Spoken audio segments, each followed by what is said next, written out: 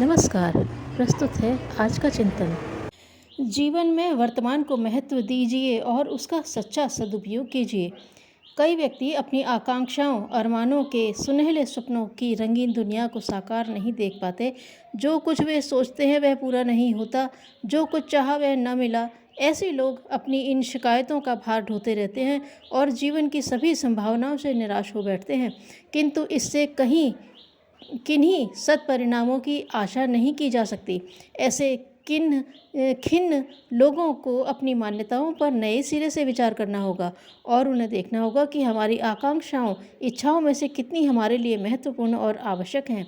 यदि इनका आधार वास्तविक होगा तो मनुष्य उसके लिए अथक प्रयत्न करता रहेगा और एक दिन उसकी पूर्ति अवश्य होगी। कभी कभी ठीक और वास्तविक उद्देश्य होते हुए भी असफलता और निराशा का सामना करना पड़ता है। इसके लिए परिस्थितियों एवं शक्ति सामर्थ्य का भी बहुत कुछ हाथ रहता है।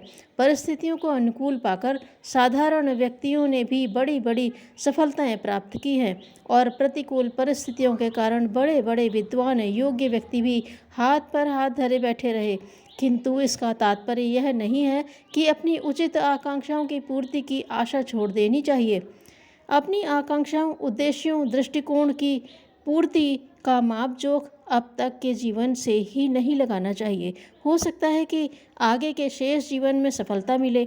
अक्सर महान कार्यों की पूर्ति महापुरुषों के जीवन के अंतिम काल में ही हुई है। इतना ही नहीं, उनके मर जाने के बाद उनकी आकांक्षाएं सफल हुई हैं। फिर अपने थोड़े से जीवन में असफलताओं से निराश होकर बैठ जाना मनुष्य की स्वयं की ही भूल है।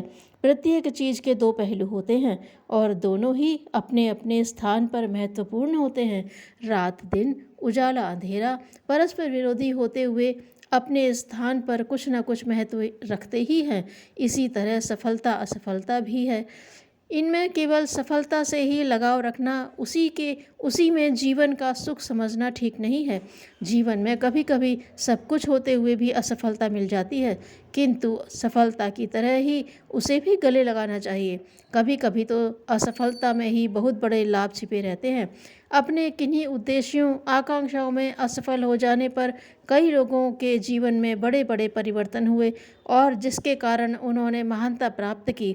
अतः असफलता से दुखी न होकर पुनः प्रयत्न करना चाहिए, अथवा आवश्यक हो तो अपनी आकांक्षाओं में भी अपनी परिस्थिति एवं क्षमता के अनुरूप परिवर्तन करके उसकी पूर्ति के लिए लगे रहना चाहिए। कई लोग जिन्हें पढ़ने लिखने में असफलता मिली, किंतु वे आध्यात्मिक चिंतन के क्षेत्र में सफल हुए और महान पुरुष बन गए। कई व्यक्ति अपने घरेलू जीवन में असफल रहे, किंतु सार्वजनिक सेवा के क्षेत्र में वे काफ़ी आगे बढ़ गए। इस तरह एक असफलता दूसरी बड़ी सफलता का कारण बन भी आ सकती है, यदि उस समय धैर्य और साहस के साथ काम लिया जाए अथवा सूक्ष्म निरीक्षण कर अपनी असफलताओं पर विचार किया जाए। अपने दृष्टिकोण से आकांक्षाओं को समझकर उनमें आवश्यक परिवर्तन कर लिया जाए तो जीवन की दिशा भी बदल सकती है और सफलता का क्षेत्र विस्तृत हो सकता है। भविष्य की चिंता और अतीत की दुखद स्मृतियों की कल्पना भी मनुष्य के लिए एक समस्या का विषय है। ऐसे लोगों की संख्या कम नहीं है जो अपने भविष्य की चिंता में ही उलझे रहते हैं। अमुक कार्य कैसे पूरा होगा, भविष्य के बारे में सोच विचार करना कोई असंगत बात नहीं है, किंतु यदि इसी में उलझे रहकर वर्तमान की उपेक्षा की गई तो परिणाम में दुखद परिस्थितियों का सामना करना पड़ेगा। भविष्य के सुंदर महल का निर्माण वर्तमान की नींव पर ही होता है। अतः वर्तमान का मूल्य समझकर उसका सदुपयोग करना अति आवश्यक है। एक बंधे हुए ढर्रे पर काम करते रहना, एक रास्ता के बने रहने पर भी जीवन भार स्वरूप लगने लगता है। जीवन में ऊब पैदा हो जाती है। अतः इस तरह की जीवन पद्धति को बदलना भी आवश्यक है।